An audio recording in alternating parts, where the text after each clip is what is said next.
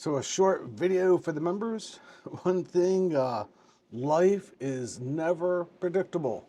So I went to go get my haircut yesterday. Gotta mention that I was gonna go get this haircut. Most expensive haircut I've ever had. So I have a Ram 2500 with a Cummins diesel engine.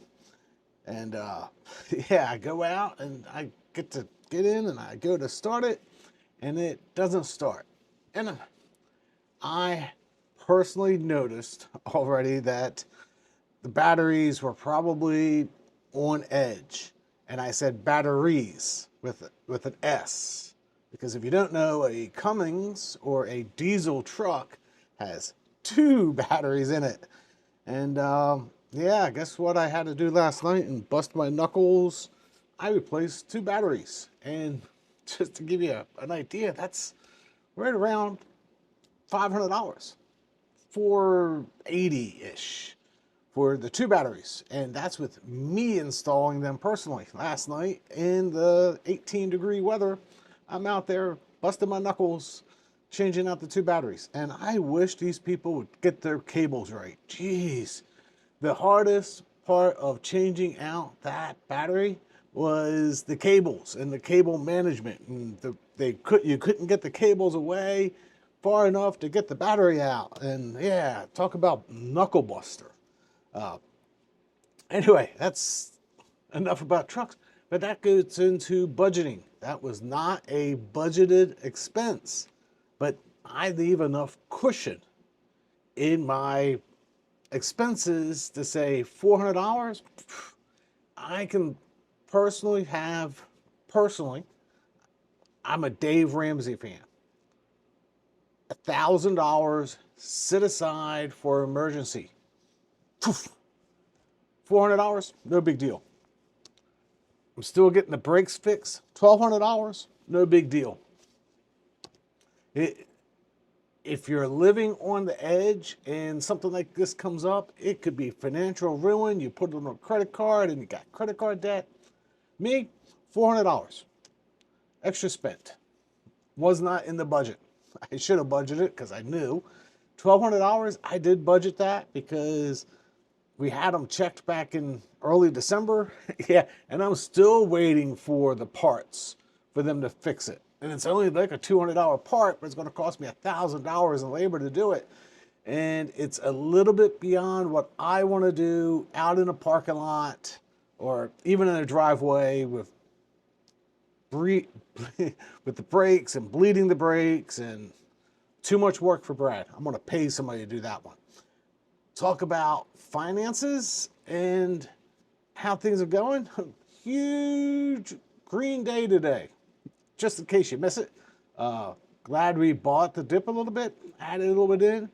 I have done all my buying. So all my buying was done. I bought that little bit of crypto with the miners and IBIT. Probably a good deal. It's going to go up. Going to play that. I'm going to feed that money into, one, I'm taking the 8%, right? Because Brad's living on this money. Two, 50% goes back into the fund. 50% is going to go into HYBI, which if you notice on the spreadsheet, and the spreadsheet is live, I did the trades. It shows up on the spreadsheet.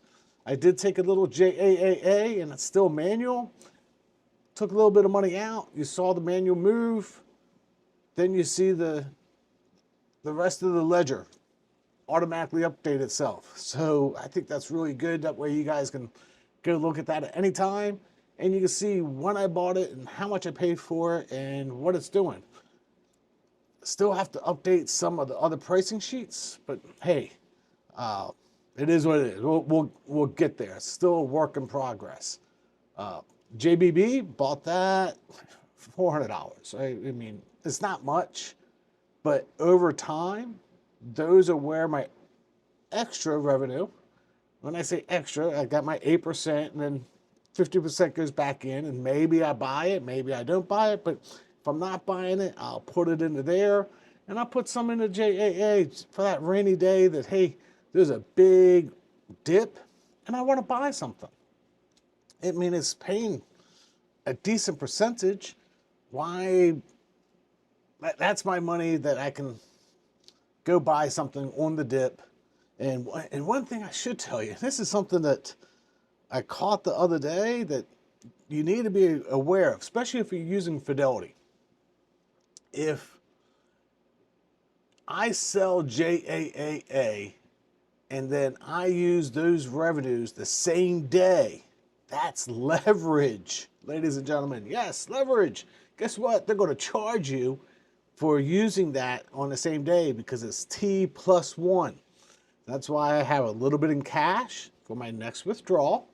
And then I have JAAA. And what I do is I take the money from JAA, let it sit for a day till it reconciles on the balance sheet. And when it reconciles on the balance sheet, then it's not leverage. So I noticed that I'm like, why am I getting charged some fees here? Well, those fees weren't fees from trading. Those were fees from the leverage I used from selling one stock or ETF and buying the other ETF in the same day. Oh, tricky there, Fidelity. I see what you're doing.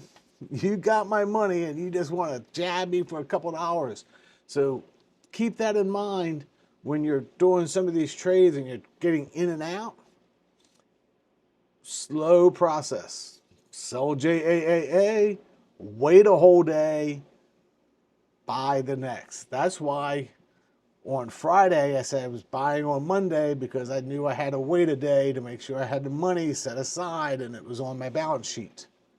Just a little trick that I learned the hard way with a couple fees. Anyway, take care and I'll see you in the next video. God bless.